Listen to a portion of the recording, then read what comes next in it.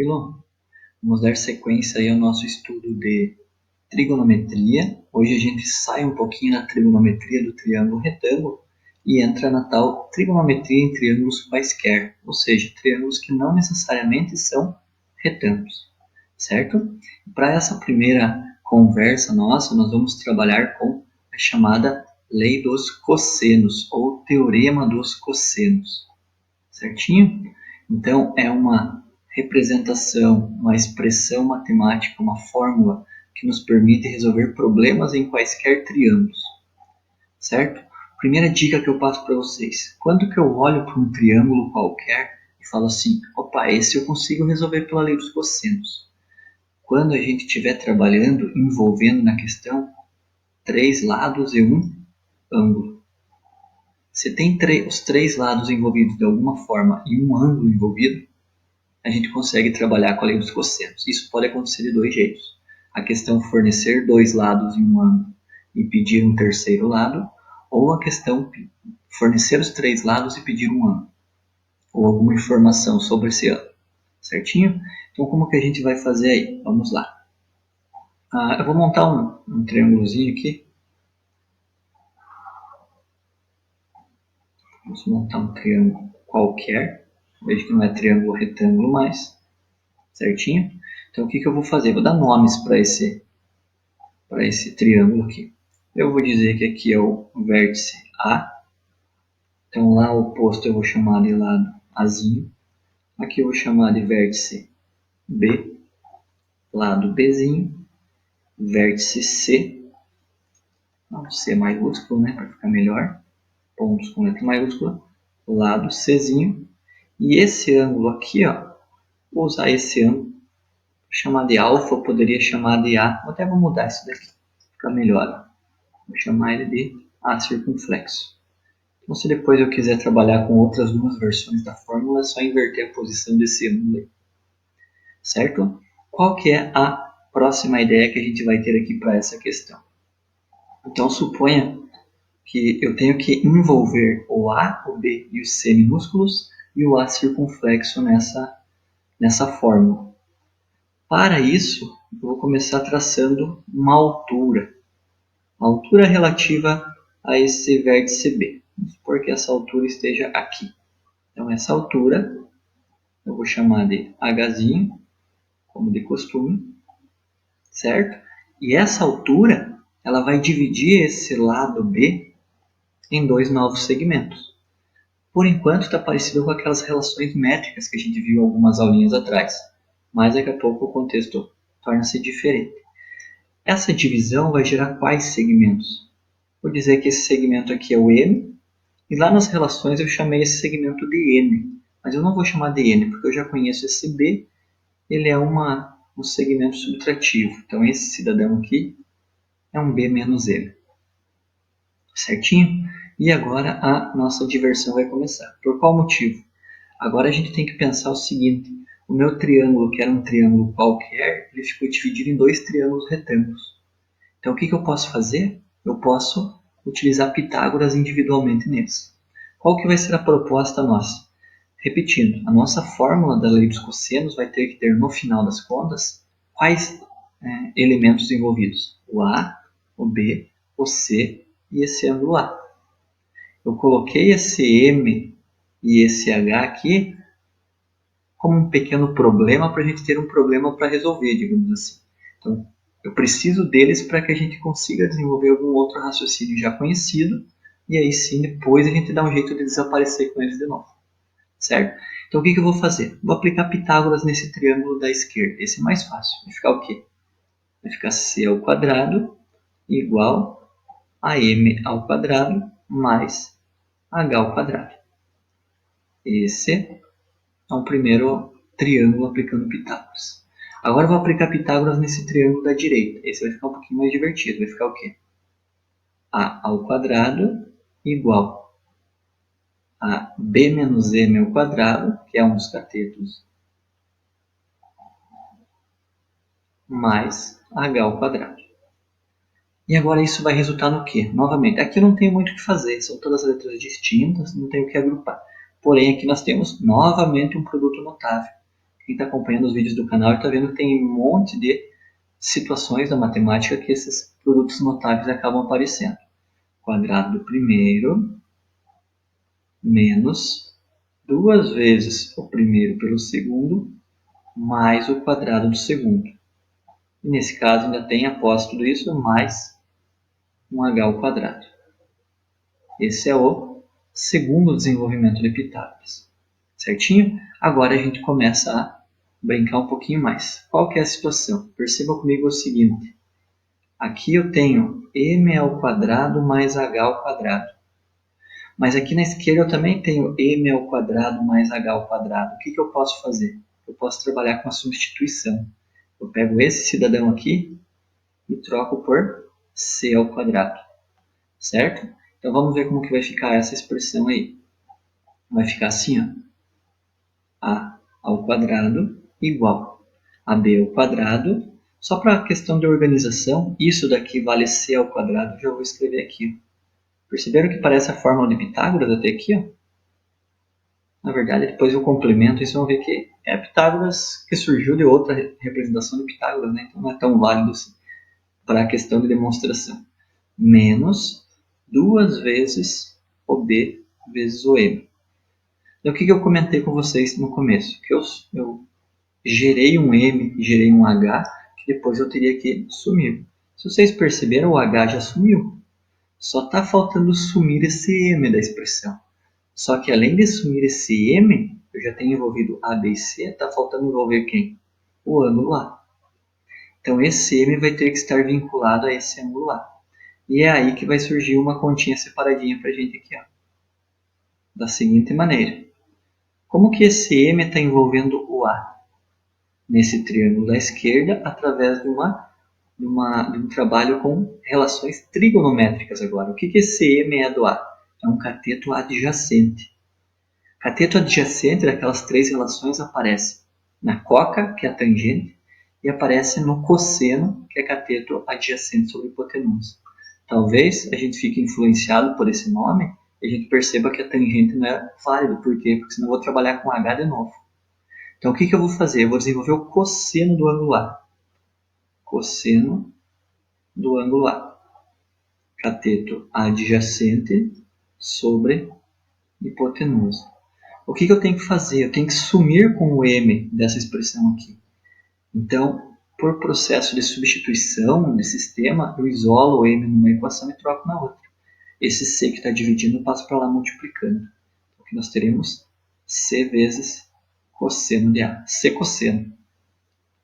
E mais uma vez a gente vai trabalhar com os princípios de substituição. Esse m que está aqui, eu vou colocar aqui. E praticamente a gente conclui a nossa formulazinha e eu vou escrever ela aqui em cima já. Vai ficar assim, ó. A ao quadrado igual b ao quadrado mais c ao quadrado menos 2 vezes o b vezes o m. Mas quem que é o m? C vezes o cosseno do ângulo A. E essa é a formulazinha que a gente tem aí para lei dos cossenos, envolvendo ABC e o ângulo. Qual que é o único cuidado que a gente tem que ter na montagem de uma equação, de um problema como esse? Percebam o A e percebam o ângulo A. O que eles são mesmo? Opostos. Então, esse cidadão que fica sozinho na igualdade, ele é o lado que é oposto ao ângulo que a gente está considerando. Com isso, essa equação ela pode derivar de outras duas. Quais são? Eu colocar o bzinho isolado, então vai ser b a ao quadrado, c ao quadrado, 2ac, só que cosseno do ângulo b. E da mesma forma eu posso colocar o czinho isolado, só que lá no final vai ser cosseno do ângulo c. E aqui vai ter a e b, a e b. Certinho? Uma outra situação que a gente tem para relembrar, que eu comentei naquela aula de valores notáveis e de razões trigonométricas, é que o cosseno do ângulo suplementar, vou colocar aqui com uma outra informaçãozinha para vocês, o cosseno de um ângulo suplementar ele é igual ao oposto do cosseno do ângulo. Então, o cosseno de 180 menos certo valor alfa, ele é igual a menos o cosseno desse alfa. Certinho? Então, se por exemplo você tem o cosseno de 30, 180 menos 30 é 150. Então, o cosseno de 150 é igual a menos o cosseno de 30. Aí eu tenho o cosseno de 45, se eu subtrair aqui, vai dar 135. De 135 é igual a de 45, só que com o sinal trocado. Certinho? Então, essa é a lei dos cossenos. Envolve 3 lados e um ângulo. Certinho? Tranquilo? Eu trouxe 3 exercícios para vocês a respeito desse cidadão aí. Vamos ao primeiro. Essa questão bem legalzinha aí para a gente desenvolver. Então, qual é a informação que a gente tem sobre esse triângulozinho? Nós temos a seguinte situação. A figura ilustra 3 circunferências de raio 1, 2 e 3, tangentes 2 a 2 nos pontos M, N e P. Então, nós temos aqui um triângulo com raios medindo 1, 2 e 3. Por que eu estou colocando nessa ordem só pelo visual? Não, porque aqui nós temos uma hipotenusa, de acordo com a figura, então esse tem que ser o maior. Certo? Daí, a questão fala o seguinte: qual é o comprimento do segmento MN? Ou o comprimento do segmento MN é o que? É a raiz quadrada de qual desses números aqui? Mas nem esses números, é a raiz quadrada deles. A questão está se referindo a esse segmento aqui, ó, MN. Quanto vale esse segmento?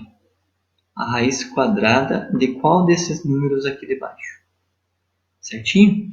Então perceba. Vou colocar aqui, vou chamar esse cidadão de X já. Posso? Posso.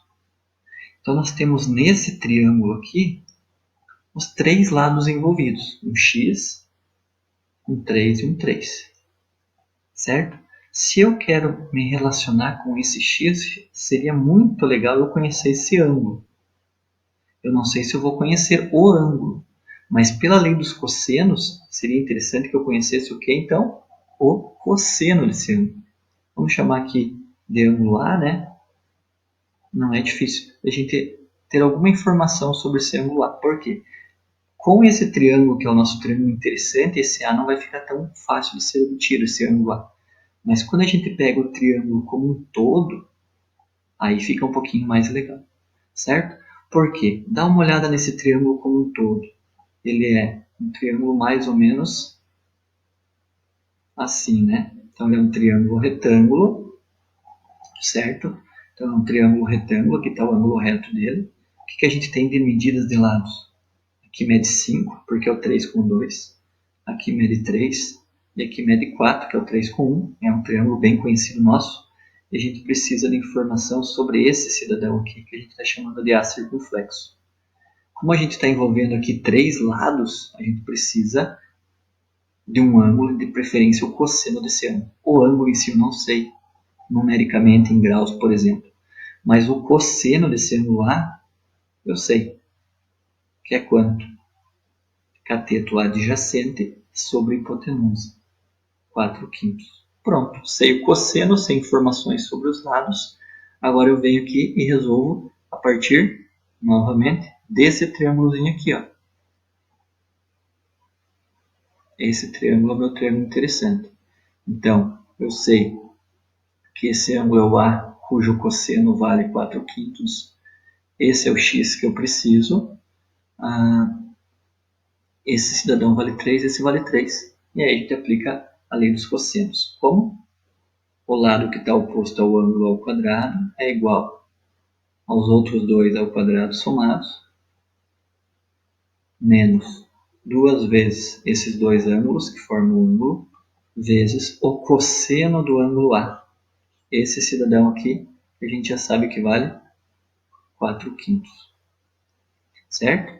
Esse x ao quadrado vai ser 9 mais 9 menos 2 vezes 3, 6. 6 vezes 3, 18. 18 vezes 4 dá 72/5. Veja como a questão está trabalhando com valores decimais, nada me impede de fazer essa divisão já. 9 mais 9, 18. Menos 72 dividido por 5, isso dá 14,4. X ao quadrado, então, vai ser 3,6, que é essa subtração. O x vale raiz quadrada de 3,6. Percebam que a questão estava exatamente falando que esse segmento é a raiz quadrada de quanto? De 3,6. Certinho? Veja que questão legalzinha que a gente tem aí. Pelo triângulo interessante para a questão, a gente não tinha informação do ângulo. Então a gente teve que ir para outro triângulo com informações mais concretas. Certo? Vamos para o próximo exercício. Essa questão é uma questão clássica aí da FUVEST, relacionada a ângulo de um triângulo. Então, a seguinte situação. Vou fazer um esboço aqui, não necessariamente levando em consideração a escala, mas uma questão que fala mais ou menos assim. Aqui para cima. Um triângulo T tem lados iguais a 4, 5 e 6. Só pelo visual, vou dizer que esse é o 4, esse é o 5, esse é o 6. Nada tão rigoroso assim. E a questão fala qual é o cosseno do maior ângulo de T. E a gente comentou na aula anterior, quem acompanhou aí, como que a gente sabe qual é o maior ângulo? É sempre aquele que está oposto ao maior lado. E o menor com o menor e o mediano com o mediano também. Então, quando a questão fala o cosseno do maior ângulo, a gente vai ver onde que está o maior lado. O maior lado está aqui embaixo, que é o 6. Então, qual que é o ângulo que a gente vai trabalhar? Vai ser esse ângulo aqui, que eu vou chamar de alfa agora, para dar uma brincadinha com alfa. Certo? Então, lá daquela fórmula da lei dos cossenos, esse 6 vai entrar no lugar do azinho minúsculo, porque é o que está oposto ao ângulo que a gente está considerando. O 4 e o 5, sem necessariamente seguir essa ordem, é o B e o C. Certo? Então, aplicando a lei dos cossenos, 6 ao quadrado é igual a 4 ao quadrado mais 5 ao quadrado menos 2 vezes, 4 vezes, 5 vezes o cosseno desse ângulo alfa. Perceba que a questão está falando qual é o cosseno. Basicamente, a gente tem que isolar esse cidadão aqui. O que eu vou fazer? Vou dar uma resolvida no que dá aqui já. 6 ao quadrado, 36. 4 ao quadrado, 16. 5 ao quadrado, 25. Menos 2 vezes 4, 8 vezes 5, 40. Cosseno de alfa. Já vi muito aluno se fingir de louco e falar o seguinte: 16 mais 45 dá 41, menos 40 dá 1 cosseno. Então o cosseno vale 36. Tem um monte de aberração nessa frase. Primeiro, você não pode subtrair isso daqui, porque tem uma multiplicação. Segundo, para quem lembra de funções trigonométricas, o cosseno está dentro de um intervalo que vai do menos 1 a 1. Como é que o cosseno vai valer 36? Tá? Então, o que a gente tem que fazer? Mexer com isso daqui por último, porque isso aqui tem uma multiplicação. Então, a gente vai desenvolver esses dois passando para o lado de cá, e daí depois a gente vê o que acontece. Então, veja, o 16 vai vir para cá diminuindo, o 36 vai ficar 20. O 5 vai para lá diminuindo, o 25 vai para lá diminuindo, vai ficar 20 menos 25, menos 5.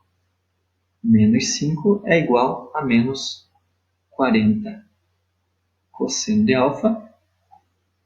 Se eu quero isolar o cosseno, agora sim, esse menos 40 está multiplicando, passa dividindo. Quando passa dividindo, dá para levar o sinal junto, ou se multiplicaria por menos 1 antes.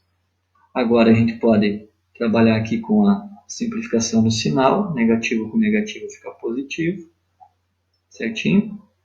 5 divididos por 40, dá para a gente dar uma simplificada aí, e esse cosseno do maior ângulo vale 1/8.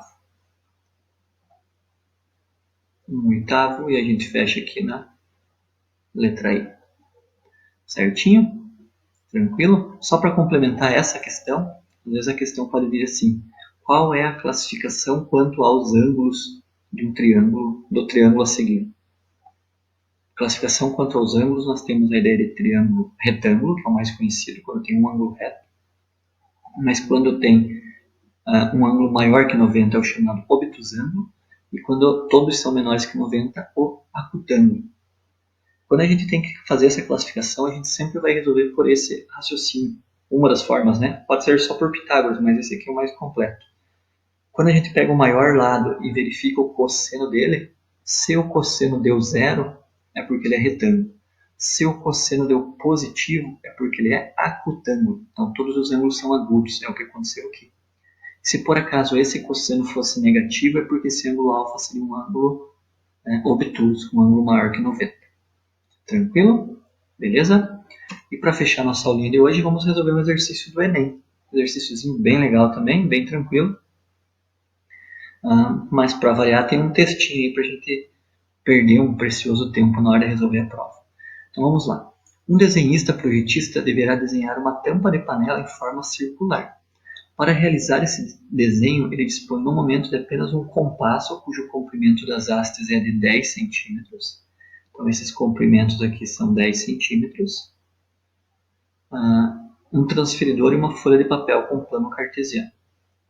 Para esboçar o desenho dessa tampa, essa desenhista afastou as hastes do compasso até que ficasse com um ângulo de 120 graus. Aqui está em perspectiva, né? Parece que é menor, mas ele está informando que é 120 graus.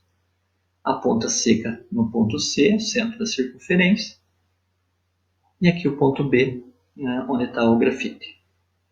Vai gerar essa circunferência. Basicamente, essa circunferência tem que ter alguma informação sobre o raio. Após concluir o desenho, ela o encaminha para o setor de produção. Ao receber o desenho com a indicação do raio da tampa, verificará em qual intervalo este se encontra e decidirá o tipo de material a ser utilizado na sua fabricação, de acordo com os dados da tabela. Então, de acordo com o valor do raio dessa tampa de panela, a gente vai ter que ver qual dos materiais do 1 ao 5 que serão utilizados. Então, na prática, a gente tem que saber o quê? Quanto que vale esse R. Certinho? Então percebam que eu tenho um lado para ser determinado, eu tenho o ângulo oposto, ótimo, né? Porque se daqui eu jogo lá na lei dos cossenos, ele já está com esse R isolado. Então esse R vai assumir o papel do Azinho, o 10 e o outro 10, o B e o C, e o ângulo envolvido 120 graus. Vamos ver quanto que vale esse R então. E a questão fala, considere 1,7 como aproximação para a raiz de 3. Como que vai ficar a nossa resolução? R ao quadrado é igual a 10 ao quadrado mais 10 ao quadrado menos 2 vezes o 10 vezes o 10 de novo, vezes o cosseno de 120 graus. Certo? Só uma conversinha separada aqui. Como que a gente faz para trabalhar com o cosseno de 120? Ele é igual a menos o cosseno do seu suplementar. 120, falta quanto para 180? Falta 60. Menos cosseno de 60, então é menos meio. Certinho? Então o que vai acontecer aqui? Raio ao quadrado é igual a 100 mais 100 menos 200 aqui, né? Vezes o menos meio. Aqui vai dar então 200, esse R ao quadrado, né? Vai dar 200. Esse menos daqui opera com esse menos dali, fica mais. 200 vezes 1, 200 dividido por 2 dá 100. Esse raio ao quadrado vai dar 300. Concluindo, vamos puxar para cá esse raio. Esse raio será então a raiz quadrada do 300. Só para a gente agilizar esse processo de fatoração. Quando a gente percebe que um número é o produto de dois mais fáceis de serem resolvidos, não tem problema nenhum. 300 é 100 vezes 3. Por que eu deixei 100 vezes 3? Porque a raiz de 100 eu sei que é 10. A raiz de 3 eu não sei originalmente, mas a questão me fornece uma aproximação. 100 vezes 1,7. Por fim, a gente descobre que esse raio dá 17 centímetros, é a unidade? Centímetros. E dessa forma a gente verifica que esse raio está dentro desse intervalo maior que 15, menor ou igual que 21. E, portanto, o material 4 deve ser utilizado. Beleza, galera? Por hoje é isso, espero que vocês tenham entendido. Curtam, compartilhem, se inscrevam no canal. Até a próxima.